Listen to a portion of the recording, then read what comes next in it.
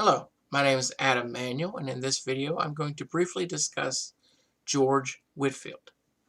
George Whitefield is described in Mark A. Noll's book, A History of Christianity in the United States and Canada, as a man who was willing to do whatever it took to spread the word of God. He did this by going on huge tours of the colonies, preaching to thousands and thousands of people, and converting and helping thousands of people become Christians. He also did this by having a unique preaching style in which he appealed to the emotions of people, and that's one thing that really drew them in. He had such a way of speaking.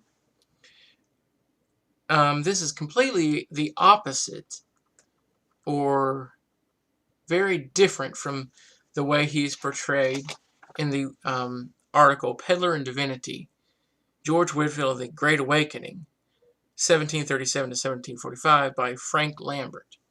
Frank Lambert describes George Whitefield basically as a human.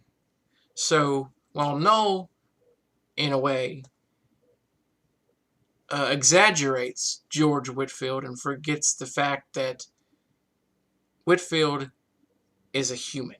And basically Lambert shows the various ways that George Whitefield is human by Whitefield had to make money somehow. And how did he do that? He, at his huge revivals where thousands and thousands of people attended, he'd have a souvenir tent at his sermons for people to come and buy souvenirs, and he would tell them that it was used to extend his ministry. It was there to help him help them. And I thought that was very interesting, because here you have one source saying that Whitefield was almost not humanistic. He was a perfect individual that was doing God's work. Then you have Lambert, who describes him in a very realistic way, that he was also a man trying to make money. Sometimes Lambert does go a little too far, where he states things saying that Whitefield basically didn't care at certain points.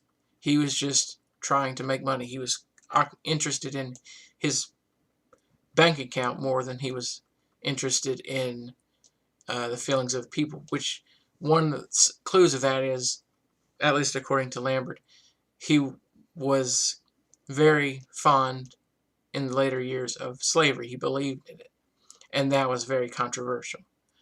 However, looking at these two sources, I also noticed something that connected the two sources, and I feel that may give some kind of clue as to help us understand these two viewpoints. And that is, Ben Franklin was a great friend of George Whitefield, and they each helped each other in their careers. So Whitefield would he would send articles or papers or books to be printed through Franklin's printing press. And Franklin would advertise for George Whitefield. I feel that they probably bonded over their love of education and literature and writing, because both of them were prolific writers. So if you can kind of try to mesh these two viewpoints together, it was that George Whitefield was a human being trying to make it in a world that was crazy. He was trying to survive, and the only way he could do that was find a man like Benjamin Franklin to help him prosper.